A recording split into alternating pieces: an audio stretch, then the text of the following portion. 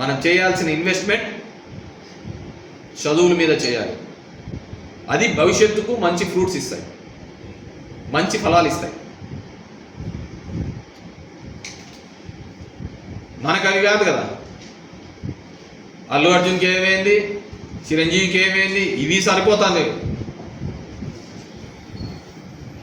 ఆ ఇంట్లో అన్నం తినేకుండదు, ఆ ఇంట్లో ఉండడానికి ఉండదు. మన పుష్పాలో చదివిపోయిన రేవతి కుటుంబంలో 12,000 పెట్టి టికెట్ పెట్టుకోమైనారు. అరే వాళ్ళు యాక్టర్లు, వాళ్ళ నిజ జీవితంలో వాళ్ళు హీరోలు కాదు, అది ఇచ్చిన వాళ్ళ పాత్రను మాత్రమే వాళ్ళు పోషిస్తుంటారు అని. హీరోలు అనే వాళ్ళు ఎక్కడ ఉండరు.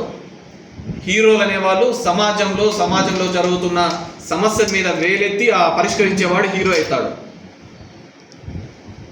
హీరోలు హీరోయిన్లు అంటారు. హీరోయిజం అంటే ఏంది?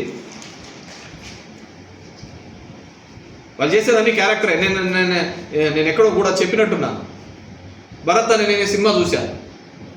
వస్తాడు మహేష్ బాబు, దిగుతాడు, ఆ స్కూల్ ఇట్లా చేయాలంటాడు, అది ఇట్లా చేయాలంటాడు, కాలేజీలు ఇట్లా కట్టాలంటాడు, ప్రజావంతులకు పరిపాలన అంటాడు, అన్నీ అంటాడు. అసలు కరప్షన్ లేని సొసైటీ చేయాలంటాడు, ఎవరి దగ్గర ₹1 అడగకూడదు అంటాడు, నేరుగా జనాలకి అందాలా, బడ్జెట్లో ఇంత పెట్టాలంటాడు. పాపం జగన్మోహన్ రెడ్డి కూడా అదే చూసి అదే చేసినాడు.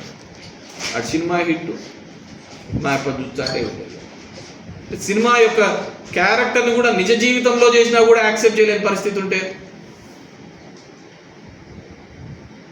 హీరోలు వాళ్ళు ఒక క్యారెక్టర్ చేసినాడు. మీరు చూడండి, రోబో సినిమా చూస్తాను అనుకో, రజనీకాంత్ హీరోనే, రజనీకాంతే విలన్. అక్కడ ఎవరిని చూస్తాం? యాక్టర్నే చూస్తాం అంతే. రెండు ఫేస్లో ఒకటే విధంగానే కనపడతాంటాయి. చూసేది ఆ యాక్టరు, ఆ క్యారెక్టరు, వాడు చేసే పద్ధతినే కదా చూసేది. మనం ఏం చేస్తున్నాం? ముఖ్యంగా మన సదరన్ ఇండియాలో హీరో అంటే ఎలివేషన్ దేవునితో పాటు కొలుస్తాను. అమ్మ నాయన కూడా అట్లా చూసుకోండి. చెప్తే దేవుడు అరే వాడు చేసేది ఒక క్యారెక్టరు, నిజ జీవితంలో వాళ్ళంతా ఇది లేదు అనే పద్ధతికి చెప్పినా కానీ వినలేరు.